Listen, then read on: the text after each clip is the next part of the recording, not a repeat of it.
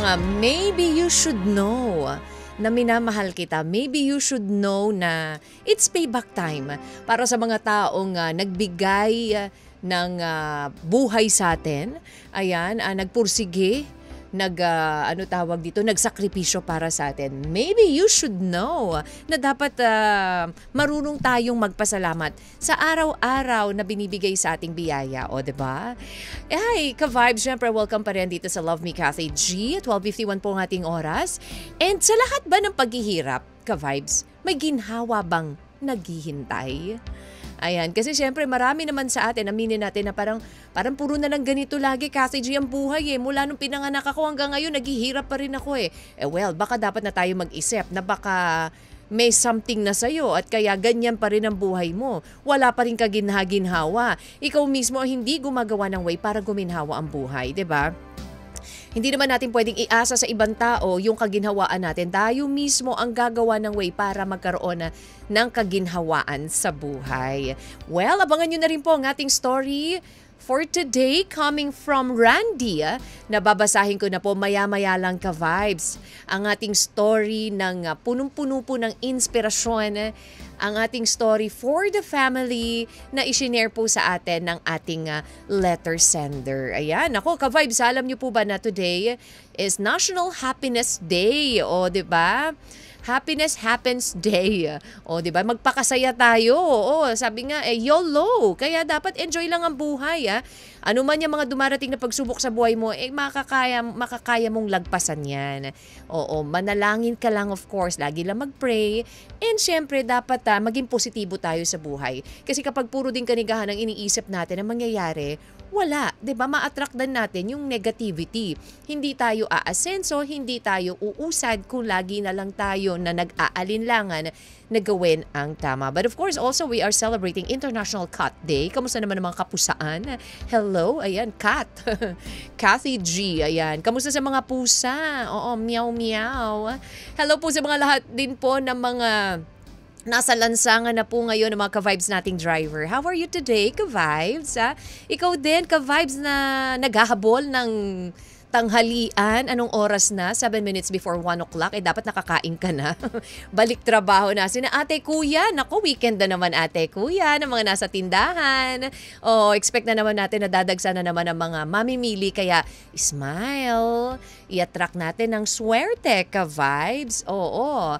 Para maging masaya ang buhay. At speaking of saya, dahil ang saya din ngayon, special greetings to Land Bank for their 62nd anniversary today, August 8. Uy, happy anniversary po to the more than 12,000 officers and employees of Land Bank nationwide. Happy 62nd anniversary. And also, today is the feast of St. Dominic. Ayan, the feast ng aming eskwelahan, Dominican College in San Juan.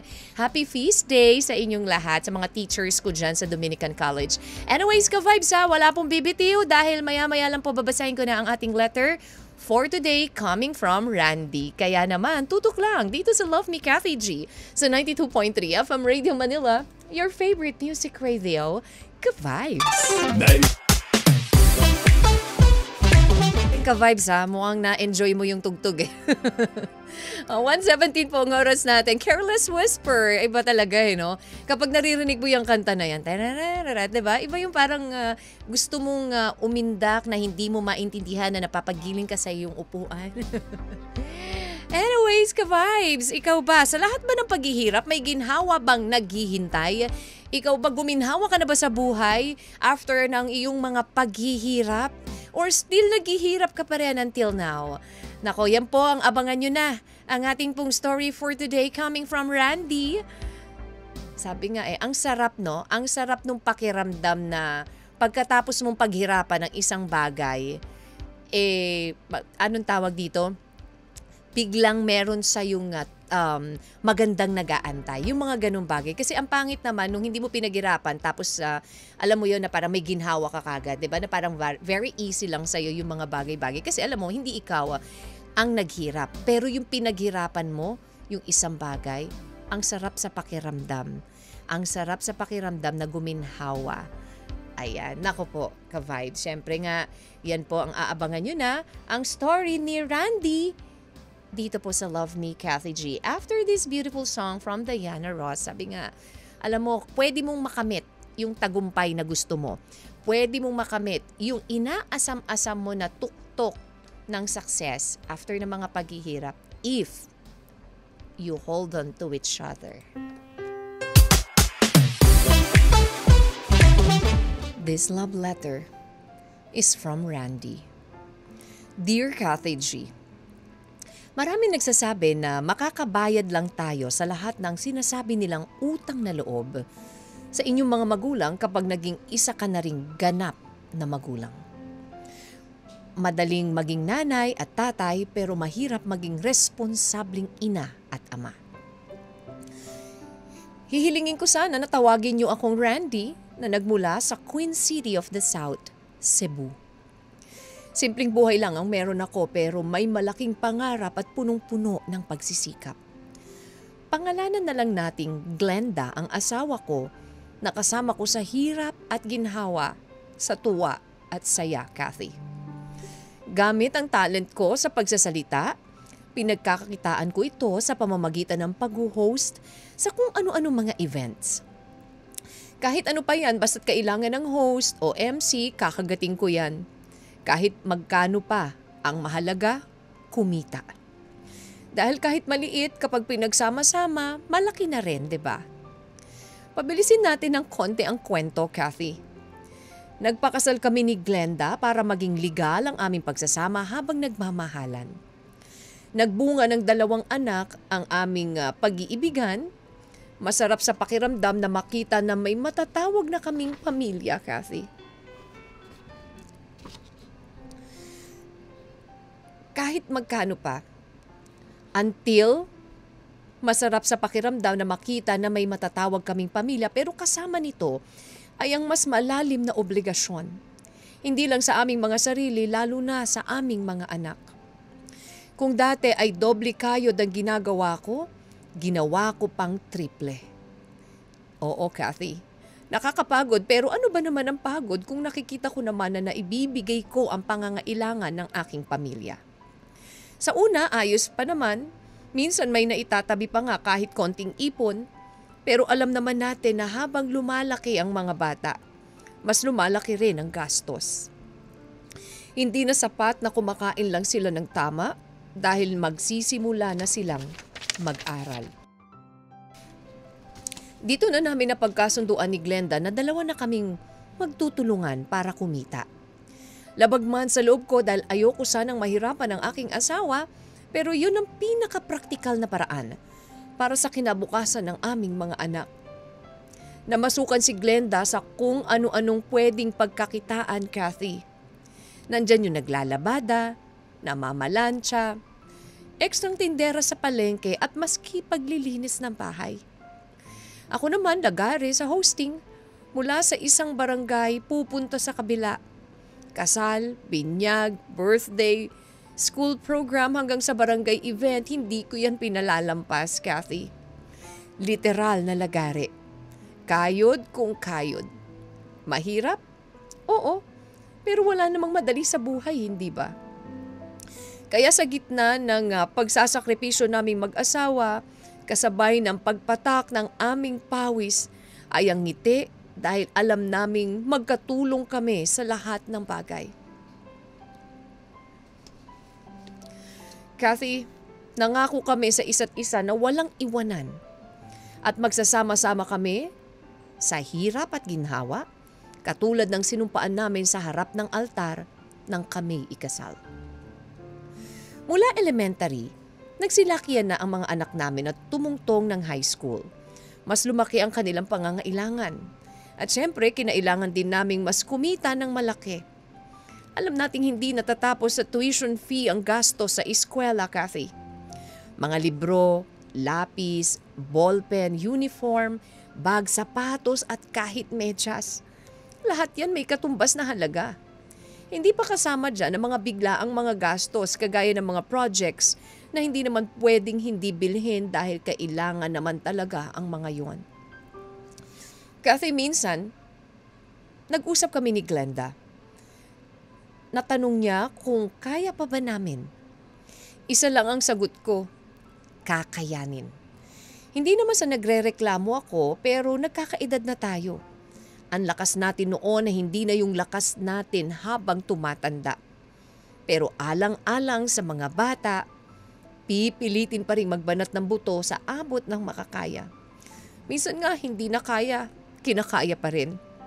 Kung may nagbibigay sa amin ng dagdag ng lakas yun ay nakikita namin pursigido ang aming mga anak, Kathy, na makapagtapos at pareho silang matalino. Hindi sila sumablay na paakyatin kami sa stage tuwing may awarding sa school. Kathy, nasabi ko na lang, bawi ang lahat. Sabay magkakatinginan kami ni Glenda habang naluluha. Doon namin lalong naramdaman na hindi lang kami basta mga magulang, kung hindi responsabling tatay at nanay. Pagdating nila ng college, ginagawa naming araw ang gabi at gabi ang araw. Wala kaming pinipiling trabaho, wala kaming tinatangkihan.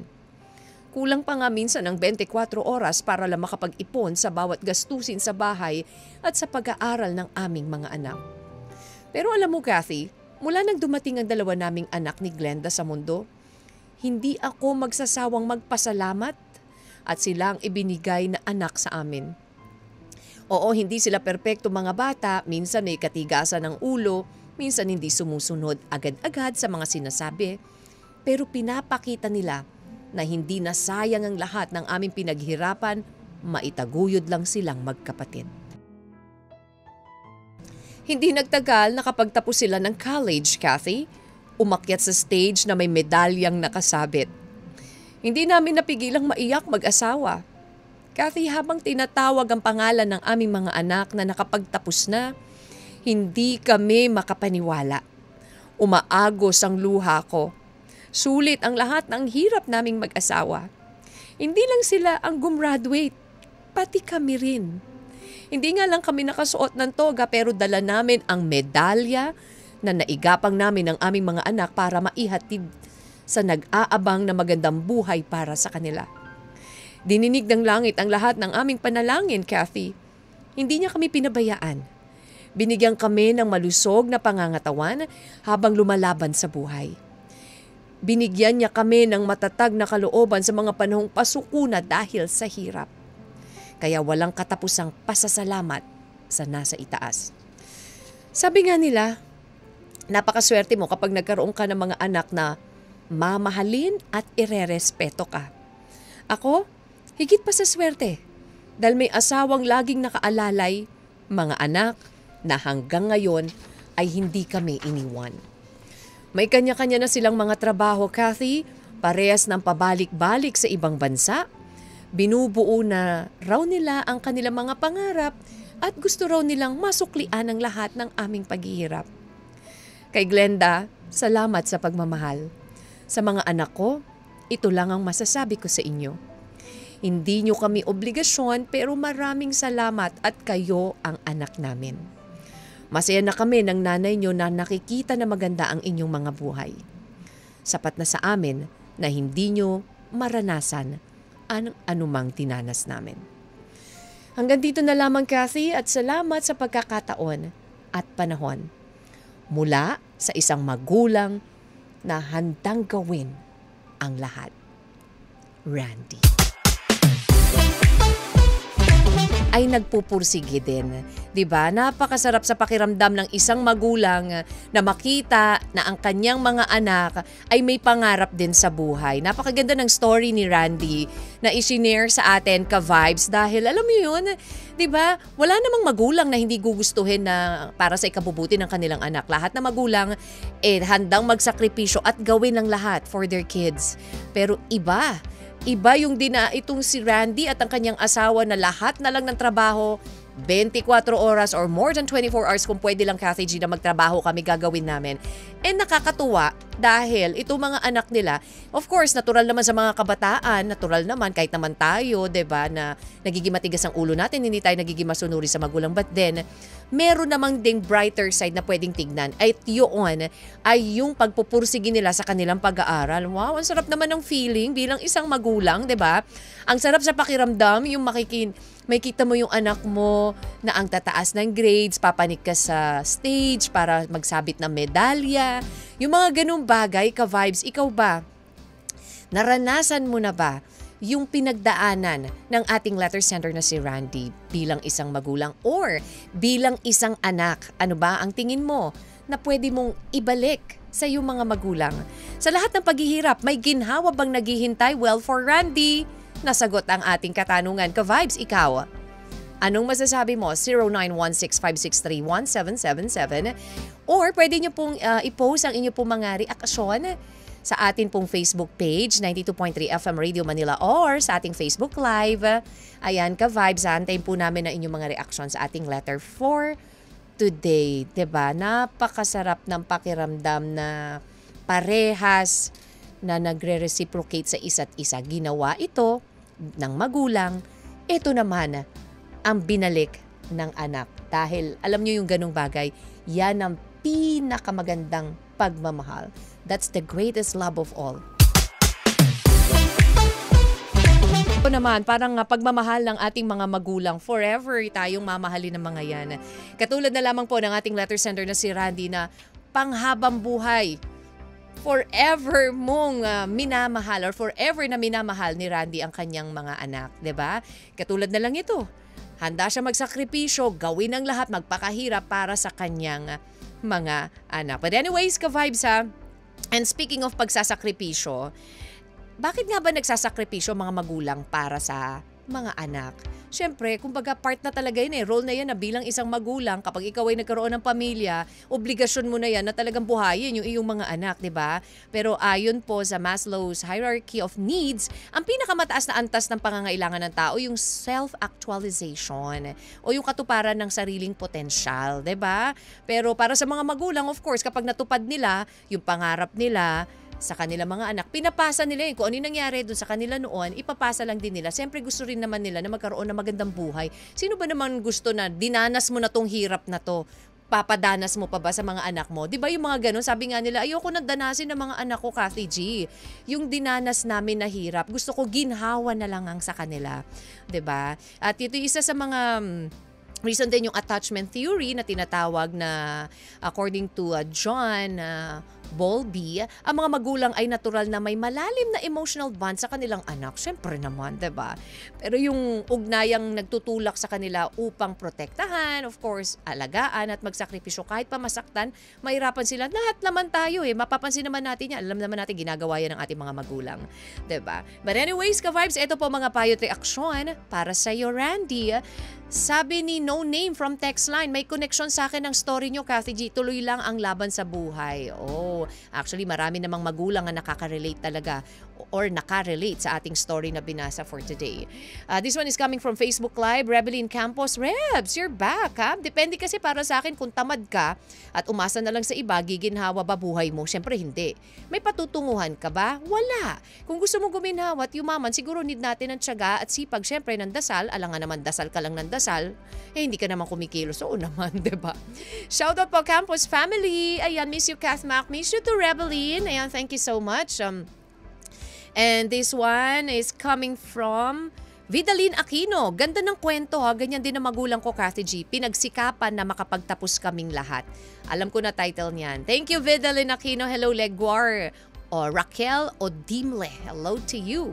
And this one is coming from Jollibee. Yes, Kathy G, it's a big yes. Walang imposible kung gagawin mo ang tungkol sa kahirapan upang guminhawa sa buhay. Samahan mo lang ng sipag at tiyaga, sabayan ng dasal para muli makabangon. Hindi hadlang ang kahirapan para sa may pangarap at ninanais mong umahon. Laban lang, okay lang mapagod. Huwag susuko. Thanks again and greet me naman my sister here in Dagupan City. Uy, kamusta naman dyan? FMR Angels. Kamusta dyan sa Dagupan? Ang sarap ng bangus dyan sa Dagupan. Oo, diba? Ganda-ganda ng story. At least may ginhawa talaga sa bawat hirap at ating dinaranas araw-araw. Magsumikap at magdasal. Sabi ni William Mortel. Thank you, William Mortel. Hello, Miss Altesa. Ganda po ng kwento ng buhay ni Randy. Sa hirap at ginhawa, nagsikap silang mag-asawa at naitaguyod nila ang kanilang mga anak. Oo naman. Ganun talaga ang magulang. Gagawin ng lahat para sa kanilang anak. Kier Mondoyo and BBC Gaming, hello to you. Hello daw to Kian Carlo Onto. Halorina, love you nak. Ayan, thank you so much Gloria King Misiano and Marcus Gray. Ka-vibes, tuloy pa rin po tayo sa tugtugan. Siyempre dito lang sa Love Me Kathy G sa 92.3 FM Radio Manila, your favorite music radio. Ka-vibes. Peace in you. Ayan, yan ang gustong sabihin nitong si Randy sa kanyang asawa na si Glenda. And sa kanyang mga anak, I found a masterpiece in you dahil sa inyo. Eto't nagpupursige at nagpursige ako para sa magandang kinabukasan ninyo. Ayan po ang story na isinare sa atin ni Randy, ang storya ng isang magulang na handang gawin ang lahat. Triplehin ang pagtatrabaho, mabigyan lang na magandang bukas ang kanilang mga anak. At hindi naman sila nabigo dahil naging maganda rin naman ang tugon ng mga anak ni Randy sa kanya dahil mga honor student ito at ngayon may mga magaganda ng trabaho. And yun nga, it's payback time, Dad, Ma'am. Diba? Yun yung ang sarap pakinggan, ano? Ang sarap marinig sa mga anak na minsan nga kahit maliliit pa sila eh. Alam mo yung marinig mo lang sila na sasabihin sa'yo na don't worry, Ma'am, Dad. Pag nagka-work na, ako nang bahala sa inyo, I'll buy you this, I'll buy you that, I'll buy everything for you, everything that you want. Diba? Ang sarap ng pakiramdam ng ganun kasi nararamdaman din nila yung love na binibigay mo sa kanila. Katulad nga ng ating letter ngayon na si coming from Randy. Pero alam niyo po ba, ka-vibes yung tinatawag nating parental investment theory, ayan, nag-i-invest tayo of course sa ating mga anak dahil kailangan diba? Bilang magulang, likas na nag-i-invest ka ng time, emotion at resources para sa kabutihan ng ating mga anak. Ayan, para masiguro na mabubuhay sila, 'di ba? And of course, nagsasakripisyo mga magulang dahil likas naman ng emotional na connection, yung attachment nga, yung instinct na protektahan of course ang anak na talaga naman kailangan. And yung paniniwala, ang tagumpay ng anak ay tagumpay nila, 'di ba? Makita mo nga lang na successful yung anak mo nakapagtapos. Ang sarap na sa pakiramdam. And yung pakiramdam na nagbigay sa isa sa kanilang buhay, alam mo na worth it yung ginawa mong para sa iyong mga anak. Naku po, maraming salamat ka-vibes sa lahat po ng mga nagbigay. Uy, si Miss Sari Lerma, Kathy G, for me, yes po, sabi nga na dadaanan muna ang hirap bago ang ginhawa kasi madami kang matututunan Kapag dumaan tayo sa may hirap na pagsubok, by the way, pabati po, happy 31st birthday. Uy, happy birthday in advance to you Miss Sari Lerma, happy birthday. Ayan. Again, salamat po ka-vibes. Salamat po naman nag-share, nabigay ng story, ay ng kanilang komento at payo para sa ating story for today. Alam nyo, hindi madali ang maging isang magulang. Lahat ng hirap, sakit, pwedeng maranasan kaya dapat matatag at buo ang loob mo sa sandaling magdesisyon ka na magpamilya. Maswerte ka, Randy, you're so lucky dahil may mga anak ka, may mga anak kayo na marunong tumanaw ng hirap ng magulang.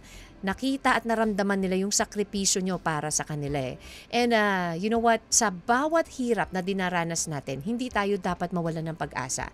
Dahil hanggang naniniwala tayo na magtatagumpay tayo, kahit gaano man kahirap ang buhay, mangyayari yun basta manalig ka lang.